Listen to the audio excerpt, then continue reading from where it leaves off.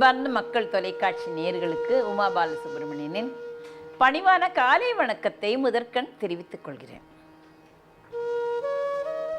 அருணகிரிநாதர் 16,000 திருப்புகழ் பாடல்களை பாடிவிட்டு சென்றாலும் துரதிருஷ்டவசமாக நமக்கு 1327 பாடல்களோ 31 பாடல்களோ தான் கிடைத்துள்ளது. அப்படி கிடைத்திருந்தாலும் ஒவ்வொரு திருப்புகழும் முத்து முத்தாக இருக்கின்றது. அந்த முத்தை நாம் தேடி கண்டுபிடிக்கவே வேண்டாம். ஏனென்றால் இந்த மக்கள் தொலைக்காட்சி அதற்கு வழி வகுத்து இருக்கிறார்கள்.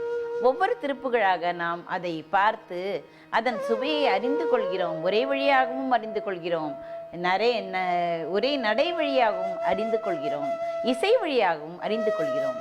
இன்று என்ன பாடல் காணப்போகிறோம்? சிதம்பரத்திலிருந்து நாடா பிறப்பு முடியாதோ எனக்கருதி என்று தொடங்கும் பாடல். அதை பார்க்கலாமா? வரி வடிவில் இதோ.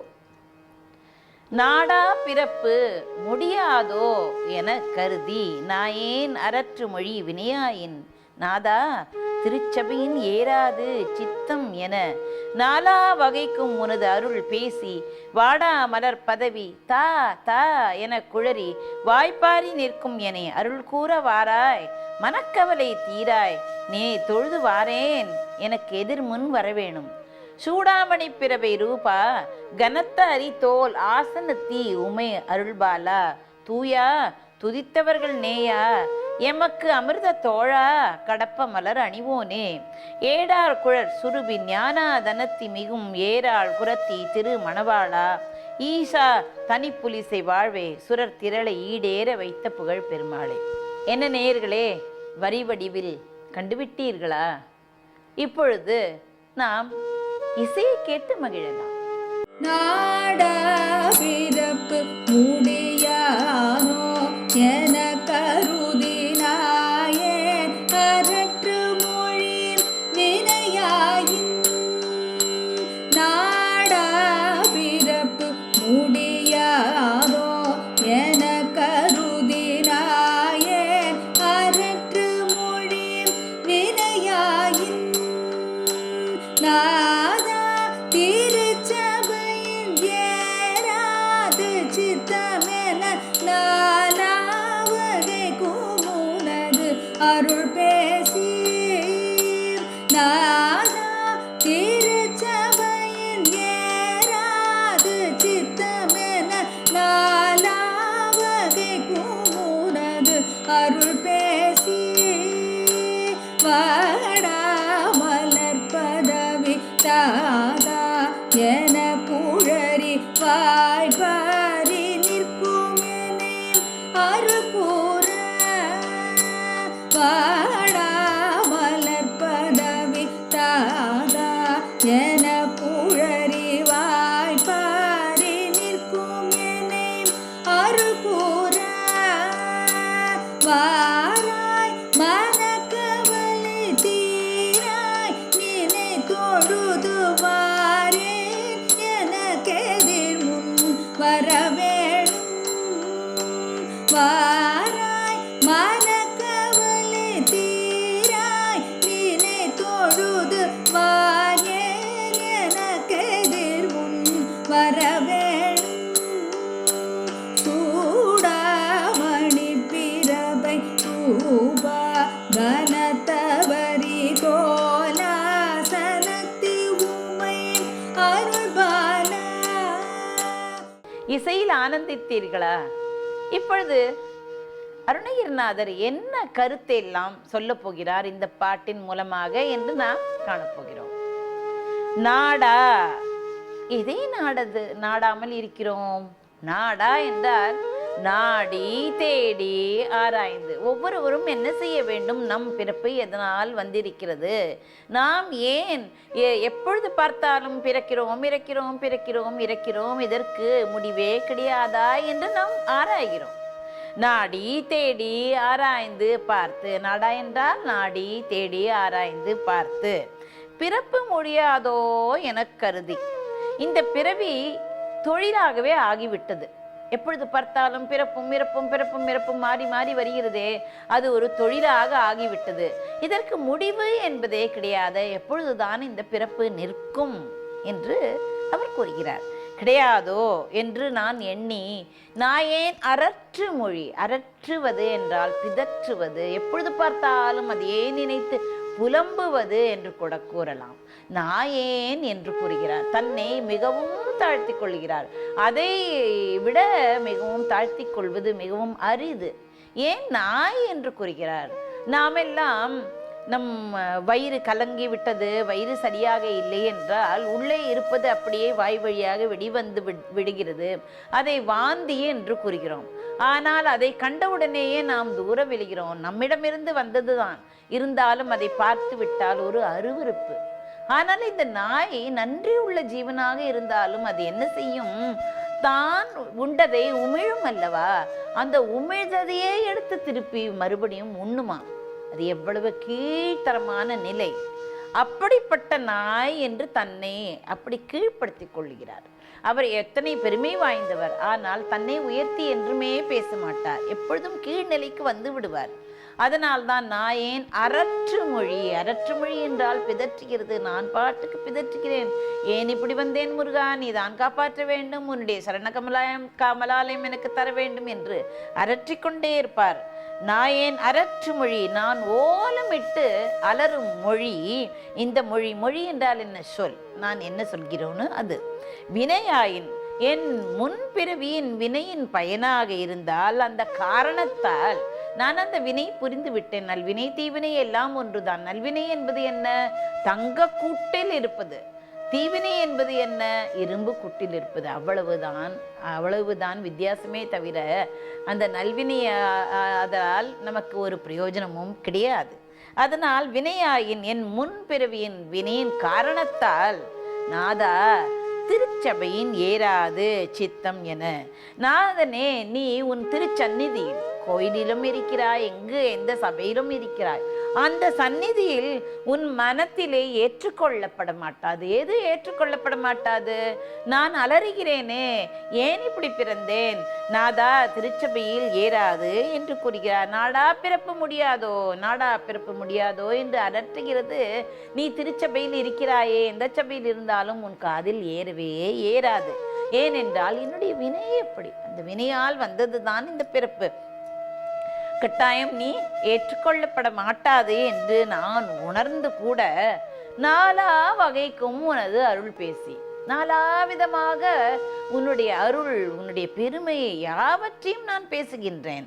அதாவது பலவிதமாக, நாலாவிதமாகவும் பலவிதமாக உன்னுடைய திருவருட் பெருமையை பேசி நான் என்ன கூறுகிறேன் தெரியுமா? வாடாமலர் பதவி தா தா என குழறுகிறேன். வாடாமலர் பதவி. மலர் என்றால் என்ன? இன்று மலரும் நாளை வாடிவிடும், அல்லது சாயங்காலம் வாடிவிடும்.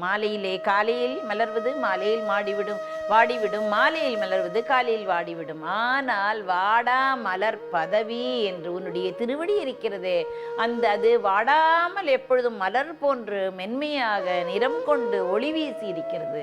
அந்த வாடா மலர் பதவி, எனக்கு அந்த பதவி வேணும். நான் சரணாகதி அடைகிறேன், அந்த பதவி வேண்டும். எந்த பதவி? முக்தி எனும் பதவி உன்னுடைய திருவடியில் தான் கிடைக்கிறது, அது வேண்டும். வாடா மலர் பதவி தா தா என்று நான் குழறுகிறேன்.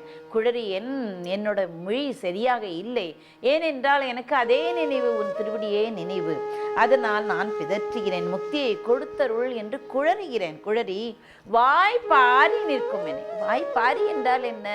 நாசுக்காக, நாகரிகமாக நான் வாயை திறவாமல் நான் கூறவில்லை.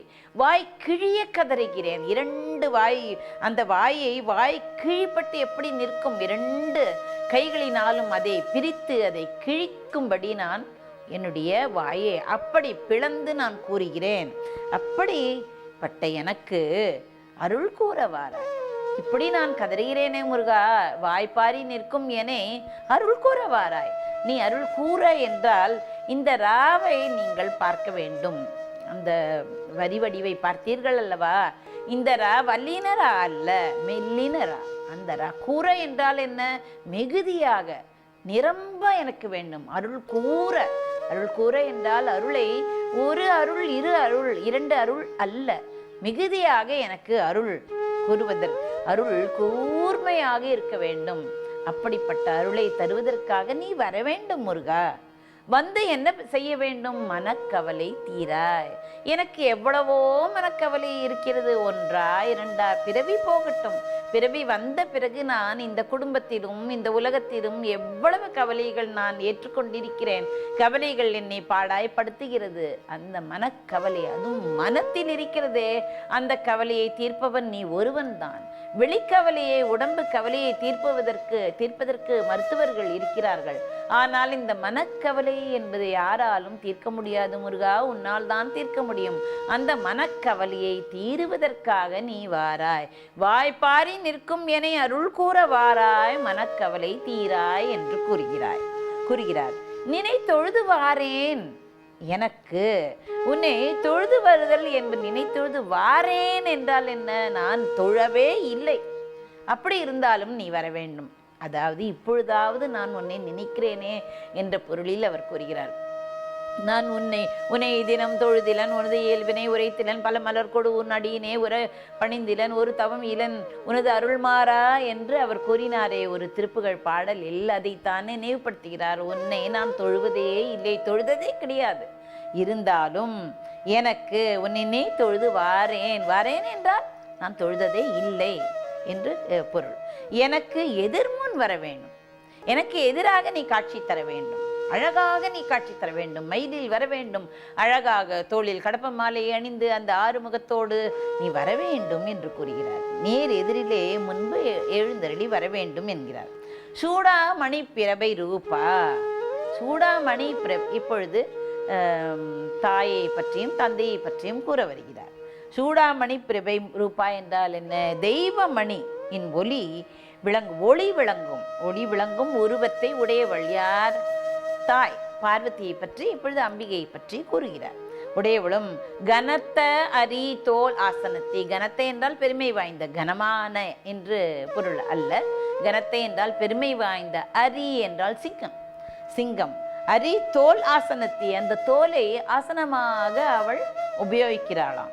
உமாதேவி பார்வதி சிங்கத்தின் தோலை ஆசனமாக கொண்டிருக்கும், அமர்ந்திருக்கும், வீற்றிருக்கும் உமை அருள் பால.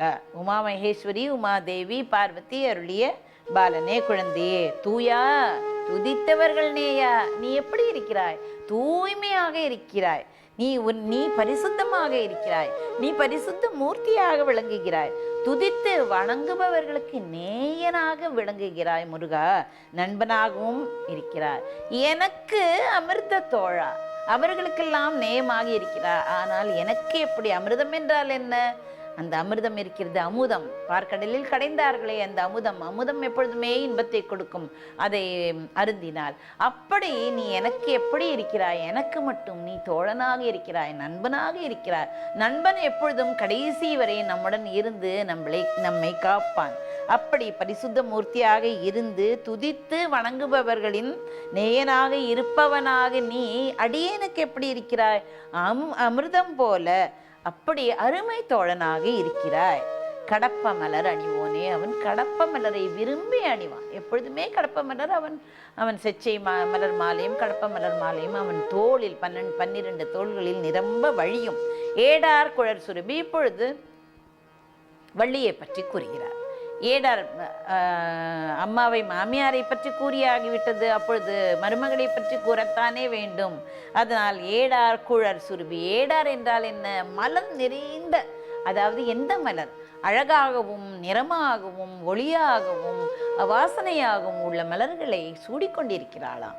ஏடார் குழல் என்றால் கூந்தல். அந்த கூந்தலை உடைய வடிவழகி சொருப்பி என்று கூறுகிறார். சொருப்பி என்றால் என்ன? அழகான வடிவம் கொண்டவள் யார்? வள்ளி. ஞான ஆதனத்தி.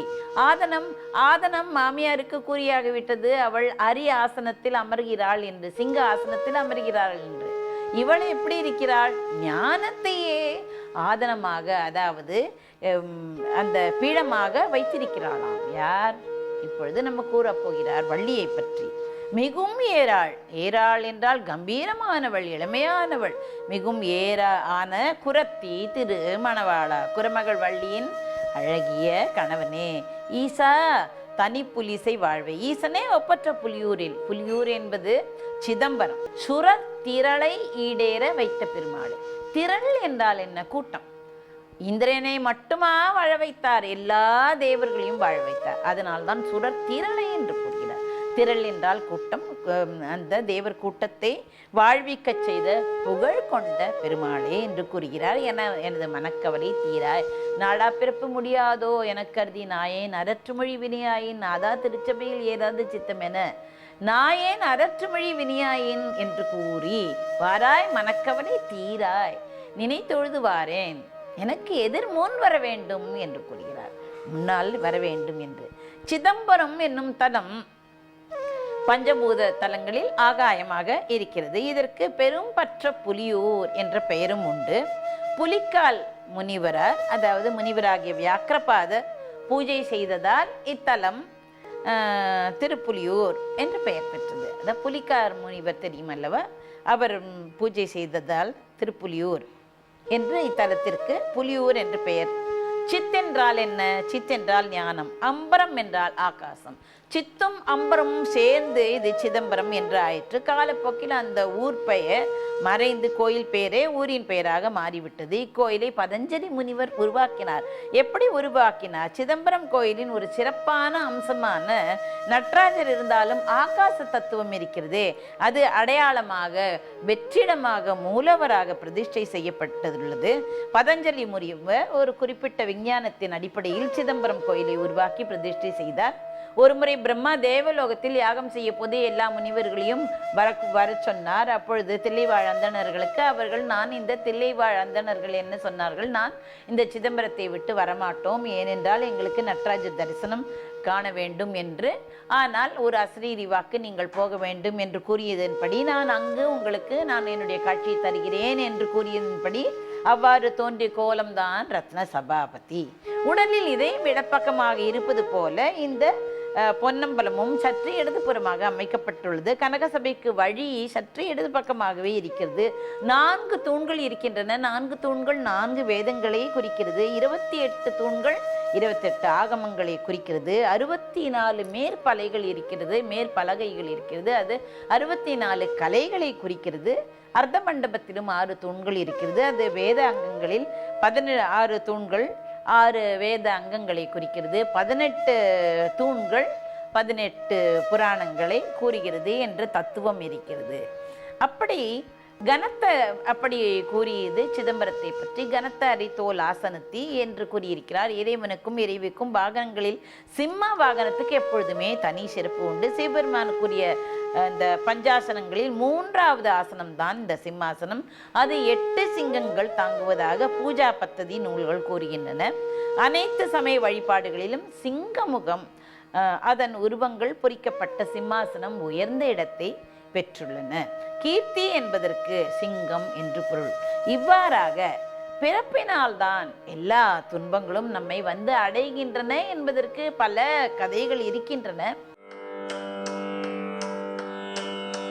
நாடா பிறப்பு முடியானோ என கருதினாயே அரற்று மொழியில் வினையாயின் நாடா பிறப்பு முடியாதோ என கருதினாயே அரற்று மொழியில் வினையாயின் நாதா திருச்சபையில் ஏறாது சித்தமென நாலாவகை கூமுனது அருள் பேசி நாதா திருச்சபையில் ஏறாது சித்தமென நாலாவகை கூமுனது அருள் பேசி வாடா மலர்பதவி தாதா என